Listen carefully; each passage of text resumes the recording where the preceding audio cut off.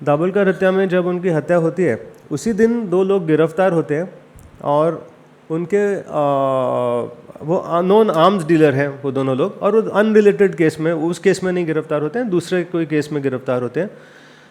कुछ महीनों के बाद ऐसे फॉरेंसिक्स को मालूम पड़ता है कि इनके पास जो हथियार मिला है वही हथियार है या हो सकता है जिससे दाभोलकर की हत्या हुई थी। अब आपके पास में दो लोग गिरफ्तार हैं, आपके पास में जो वेपन है वो भी है, लेकिन आप इन लोगों को चार्जशीट करते नहीं हैं। आप ये दोनों लोगों को छोड़ देते हैं और अब दो ऐसे हिंदूनिष्ठ कार्यकर्ताओं का नाम लेते हैं जो ऑलरेडी 5 साल में दूसरे कोई केस से मिसिंग है। तो जाहिर है आप ऐसे लोगों का नाम ले रहे हैं जिनको आपको मालूम है जो मिलने नहीं वाले हैं।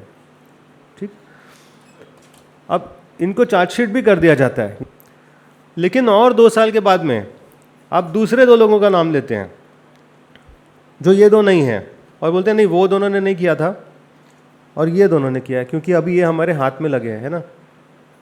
और ये दोनों लोग भी कोई अनरिलेटेड केस में अरेस्ट हुए हुए लोग हैं। इनके पास से जो बंदूक मिला है वो उन्होंने बंदूक जो है वो समुंदर में थाने की खाड़ी में उसके टुकड़े टुकड़े करके फेंक दिया। अब आप ये समझिए, एक तरफ से आप कहते हैं कि हथियार हमारे पास में पड़े हैं, दूसरे तरफ से आप कहते हैं कि जो हथियार हैं वो पुणे में छोड़ दिए गए थे जो पहले चार्जशीट में कहा गया है। तीसरी तरफ से आप कहते हैं कि हथियार तोड़कर समुंदर में फेंक दिए गए हैं। कितने हथियार थे? नॉर्वे से डाइवर बुलाए जाते हैं और वो कूदते हैं, कई महीने ढूंढते हैं, उसके बाद में वो एक हथियार निकालते हैं पानी में से जो साबुत हथियार है। यानी पानी के नीचे जो हथियार को टुकड़े टुकड़े करके फेंका गया था वो 1 पीस में मिला है। ये जांच जो है ये पूरी तरह से बर्बाद किस्म की है। और ये मैं क्यों कहता हूँ, क्योंकि इसका पहले दिन से किसी ने कोई प्रयत्न नहीं किया कि किसने एक्चुअली मर्डर किए हैं ये जानने के लिए। इसका राजनीतिक कारणों से इसका दुरुपयोग किया गया है।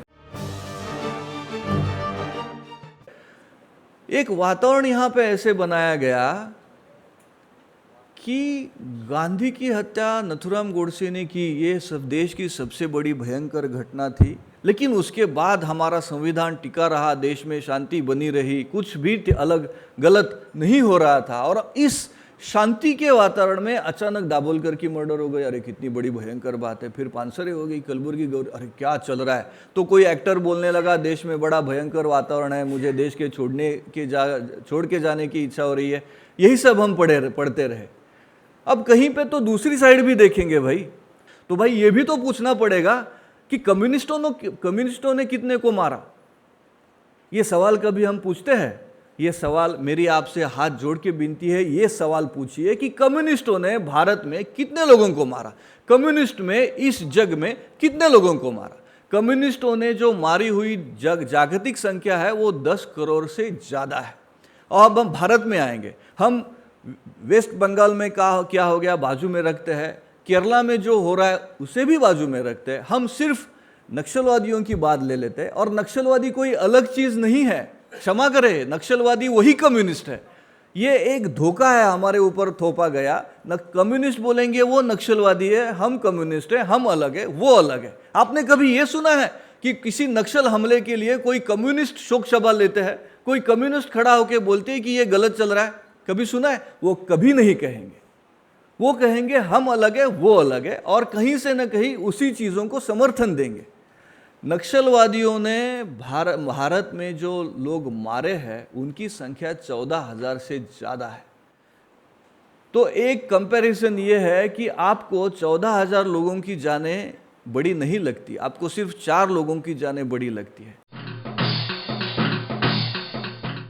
आज मेरी कई मुसलमानों से बात हुई है, वो कदम तैयार बैठे हैं, हमको घुटन हो रही है इस्लाम में, हम तो हिंदू बनना चाहते हैं, पर हमको डर है कि हमारे मौलाना हमको मार डालें। आपको उनको मौलानाओं के चंगुल से निकलना पड़ेगा, वो डर समाप्त करना पड़ेगा और कहना पड़ेगा अगर तुम घर वापसी करते हो तो तुम्हें सारा संरक्षण हम देंगे। कश्मीर का मुसलमान, मेरी व्यक्तिगत वार्ता हुई है, चुपचाप कहता कहिएगा नहीं मेरा नाम ना आवे, हम तैयार हैं, हमारे पूर्वज तो आप लोग हैं, हमको घुटन हो रही है, पर डर है कि अगर हम आ गए तो हम बचेंगे नहीं। ऐसे ही यूपी के कोने कोने से, महाराष्ट्र से, कर्नाटक से आज इस्लाम में लोग घुटन महसूस कर रहे हैं। और हम क्या कर रहे हैं?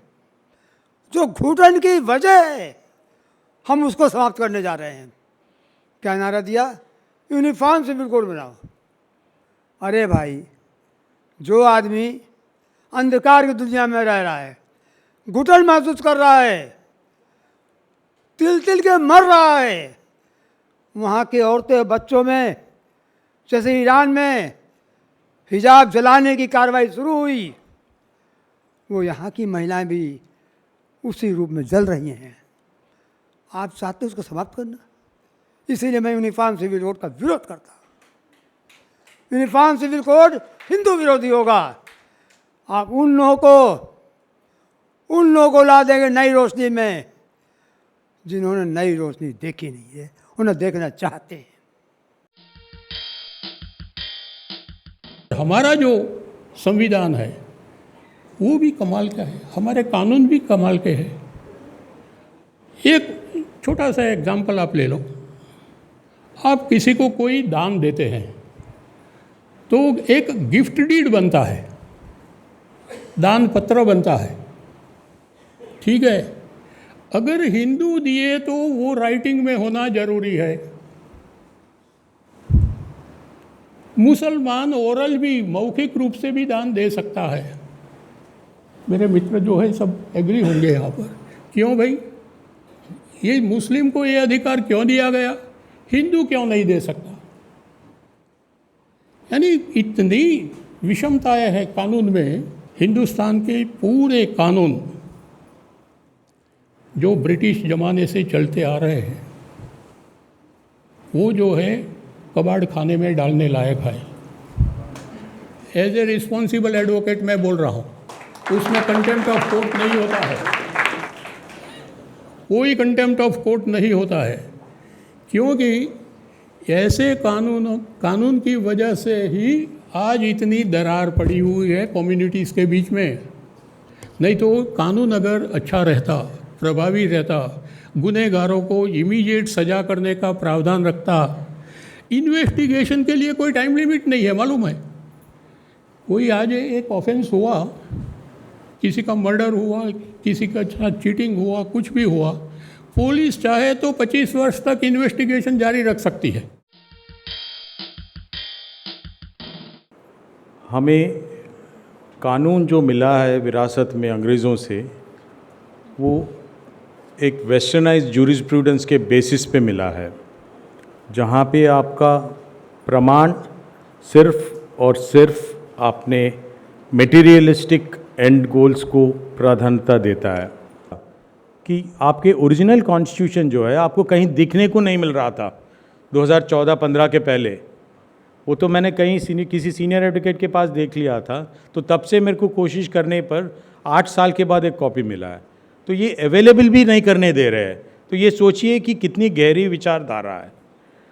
अगर हमारे सत्य पे और हमारे संस्कृति पे अगर प्रहार हुआ है तो 1000 सालों से हो रहा है, तो ये कोई नई चीज़ नहीं है और हम झेलते रहे। सनातन में जो है हम सच को खोजते हैं और ये प्रक्रिया चलती रहती है, इसे ख़त्म नहीं होता है।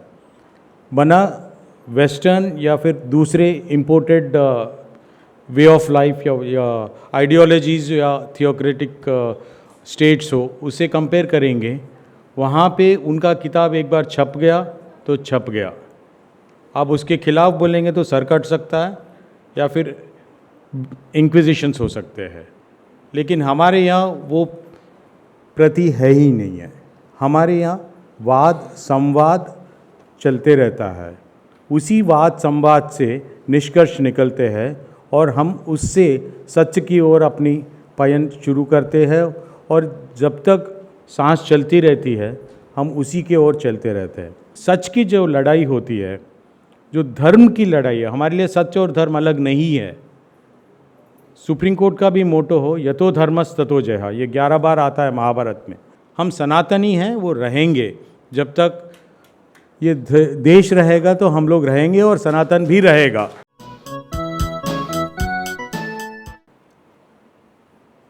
ये लड़ाई हमको थोड़ा प्रॉब्लम में डालने का काम करेगा।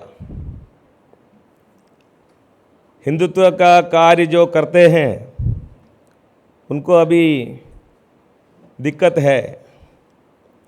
हाँ है, ये तो दिखता है। लेकिन हिंदू ये शब्द जो हम बोलते हैं तो रोमांच हो जाता है। हिंदू टफ है, बहुत टफ सिचुएशन में जाने के लिए टफ लोगों को ही जरूरत है। हिंदू जब भी एक काम करने के लिए निकलता है तो पहले गुरु को वंदन करते हैं और प्रार्थना करके निकलते हैं। तो जब गुरु हमारे साथ है तो दुनिया का कौन सी ऐसा शक्ति है जो हमें रोक सके। जो मेरे ऊपर फायरिंग हुआ था वो गोली मेरे छाती से एक आधा फीट दूरी से ऐसे गया था। तो सोचिए, half feet distance from the death.